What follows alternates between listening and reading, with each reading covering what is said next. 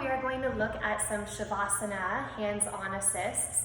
This is Karina, our lovely yoga soup teacher, and she gets the full treatment here of all the assists for Savasana. So the first few assists will start and focus on the head and the upper body. I'll give us a couple layers for that, and then we can go and do a second video on the legs and feet. There's so many assists for Savasana that I highly encourage you to feel into what's best for you. Check out from your favorite teachers what you like.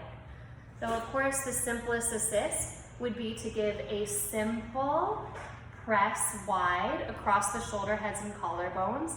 So I'm not pushing down necessarily, I'm more broadening across those shoulder heads. So that's one simple assist you can give. An energetic assist that you can give at the top of the body would be to take one hand, put a finger at the top of the cranium, Sahasrara, and put another finger on Anahata in the center of the sternum. And you can sit and you can meditate into that person's energy. And remember, you're a conduit, so you're not going into that energetic space. You're just allowing it to circulate on its own. And I find that when I do energetic work with people, the way that you enter and the way that you exit is really important.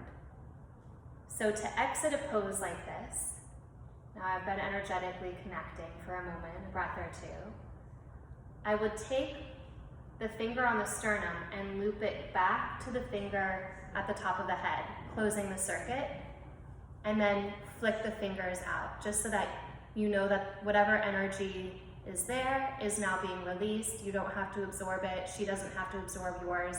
You are independent ecosystems, but you get to have that moment of connectivity. Okay, as I said earlier, the entry into one of these shapes is really important, and I didn't mention that, but one of the ways that you can enter into a Savasana assist is by rubbing your palms. And that way she can hear you coming, she's not so surprised, and there you are. Okay? Another thing you can do for Savasana, I would call this an advanced assist, is you get yourself really good and comfortable. Really important that your own body is comfortable. And then you can take your hands to the back of their head and either just leave their head on the ground with your fingers cupping the bottom of the cranium, holding that space energetically. I'm not pulling, I'm not pushing, I'm holding. It's a firm hold. If it were too light, it would actually be kind of irritating. But it's a held hand on the bones of the back of the skull. Now, to deepen this, you can either give massages around the ears. The backs of the ears feel really nice to massage. Down into the sides of the temples. Most people don't like their faces touched, but I've had some really nice Savasana face touch-like adjustments. It's really up to you. I don't think it's necessary. You can give the hair adjustments that feel just as good.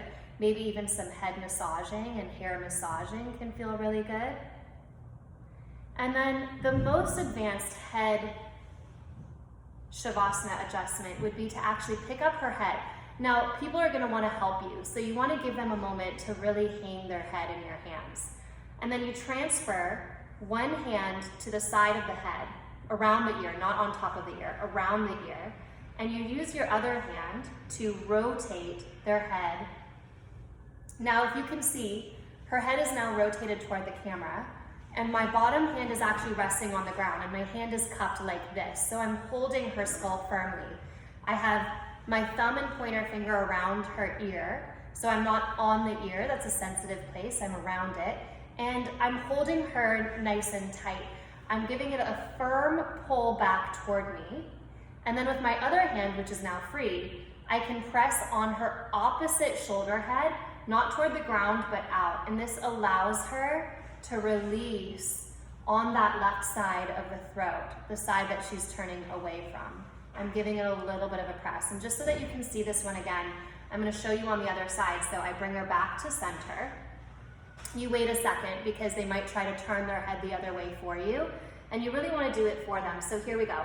I'm turning her the opposite way. Now my bottom hand is really holding her head. She's not going anywhere. I'm giving a light traction. Here is the opposite hand on that shoulder, and now I'm pulling that shoulder away from her ear and toward the ground. And it just feels so good. It's like a little bit of a neck massage and release in your Savasana. And then when you come back to center, you carefully return them. Make sure their head comes to the ground in a comfortable spot. And then you give them a little bit of an ear pull, and then you release and you walk away. Okay, so those are some, maybe a few out of many, many adjustments you can give for the top of the head in Shavasana. There are vast numbers of wonderful adjustments. There are some that walk under the shoulder blades and pull them down. I think that one's interesting and really nice. It's more of a shoulder blade adjustment, and I would certainly call it a highly advanced Shavasana adjustment because it's intimate. So you would only do this one with somebody who you really know well. And in that case, you give them a light touch on their side hip. You step around them. Now I'm using my ankles to gently brace her side hips, like I did in the child's pose video. And then you bring your hands to the backs of their shoulder blades, and you gently traction the shoulder blades down away from the ear. So it's actually a pull down on the shoulder blades, not on the sides of the chest, but really firm on the back of the chest. And then a light holding on the shoulders. Now I'm not pushing her down, I'm just giving her a little bit of grounding. And then you can come up and walk away. So remember, that one comes with a little bit of a disclaimer. You only want to give that kind of an adjustment to somebody you know really well. Okay.